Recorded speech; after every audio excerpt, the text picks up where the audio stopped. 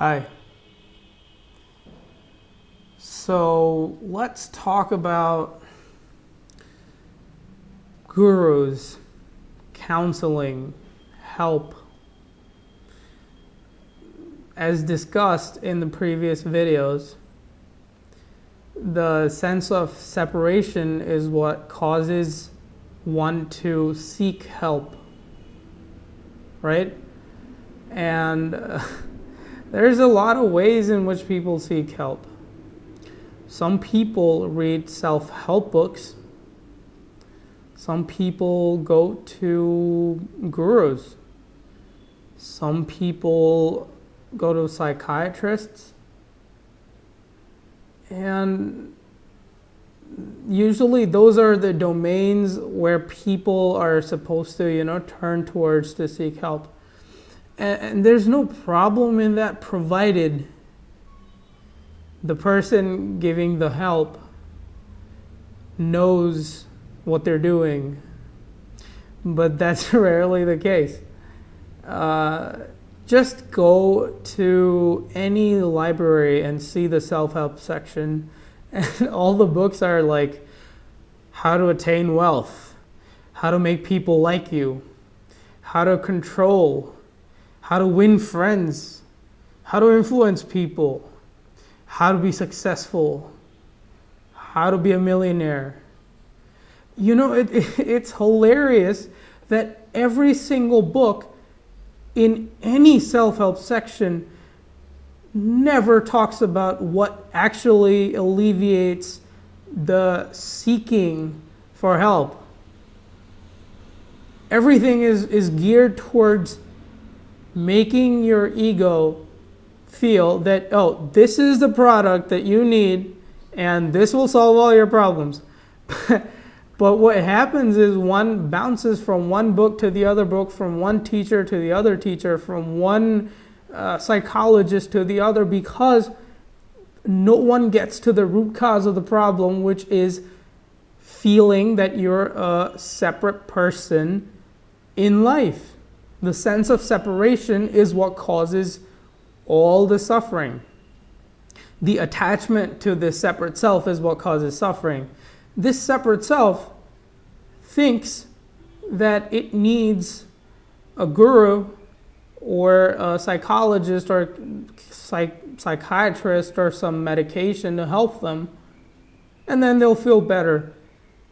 And that's a tricky business, because it's like a racket. I'm not going to name names, but there's so many people out there who'll advertise their products just how other products are advertised, like deodorants, for example. If you see a commercial for deodorant, they'll make it seem like a guy puts on this whatever deodorant, and then the girls smell him and they're like, oh my God, he's hot, and they get attracted to him. So this is geared towards people who feel insecure, and that product is what will make them secure.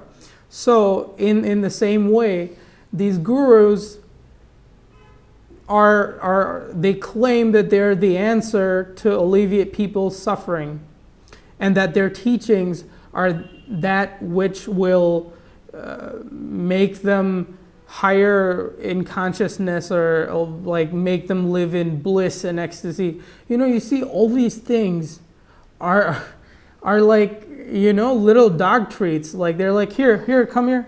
And they give you a little bit of truth, and you feel good. And then you're like, oh, I want some more. And they're like, yeah, but you got to pay more for that. That's the next level. So you pay more, and then get a little more. And this keeps going on. It's like, they're hanging a little hook, and your ego constantly chases it. The real help, it could be in the form of a book or a teacher or anyone. The real help is when the seeking has ended. The person who apparently is suffering is not suffering anymore. They understand where the suffering is coming from, and then there are no questions left. That is the answer. But rarely that happens, because these people who are using pseudoscientific words to sell their products. They're nothing but businessmen. They're not really having intentions of helping people. They'll say, oh, take this beginner level class of meditation, and you go and you do whatever meditation or yoga, and you feel good, and then you go back home and you feel like shit. So you say, oh, that helped me, so I'm going to do that again. You go back, you pay again, and you know what's happening is basically you're buying a product and you're giving away your money to someone who's not really helping you understand where your suffering's coming from. And these people, they give themselves titles, which is so neurotic. How can a person, and that too is like no person can claim they're enlightened. I am not enlightened. What is enlightened is the now. The moment enlightens itself. It's not the person. And these people claim, oh, I'm enlightened, so you should listen to me.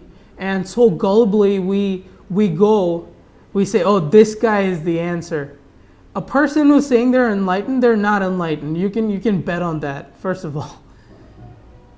And these people will give themselves titles, and wear monk-looking clothes just so you feel that they're for real. They'd wear white gowns, and they'll give themselves titles. Like in India, for example, there's this cult called Brahma Kumaris, which that means in Hindi, that means the daughters of the universe. And you can be a daughter of the universe if you pay them and you do what they say, and you join them and you dress like them and you live like them. So you see, it's no different than giving your consciousness, giving your experience away to a product or a dogma or belief. These people put titles on themselves as if they are superior than others. But the reality is that we're all passengers on the same train. Enlightenment is not for a person to claim. How Buddha said, nirvana exists, but there's no one there. What he meant by that one can live like that, but that means the end of your little me, little self, little separate self entity that exists apart from the world, apart from your experience. So if you're really searching for, it could be spiritual help, or it could be help with your effectiveness in daily life. It could be anything. Just see whether you're being scammed into these things. Because most people, just how people blindly believe everything science says without actually experiencing that. A couple studies are published and, oh, that is true. Science is like a religion. But we believe so blindly because we believe so blindly in other religions. Science says something exists. Maybe it doesn't exist in our daily experience, but because they say it exists, it does. You can't deny that because it's science. So you see, we're giving you the dogma all the time. The true guru is your own life. You don't need a person or a book, or you don't need to join a cult or a group, or you don't need to chant a mantra to realize who you are. It is as easy as being in the moment. That's it. Just being aware of what you're seeing, what you're hearing, what you're feeling, what you're tasting, what you're touching. Own all of that as a reflection of who you are. That is your guru. The more present you are, the less, quote, suffering you'll have, because you'll understand that Your apparent suffering is only in your thoughts. But you see, wherever you go, no one tells you that. They tell you, oh, you create your own reality, so you do this visualization, you'll get a lot of money. Or they say, you take these herbal pills and all your problems will be gone. You see, everything is created towards perpetuating the idea that you're a separate self. So the help that they are providing, rather than making you discover your true nature, which is free of problems and full of love, they are putting on more layers to make the ego feel a little better. Get out of your head.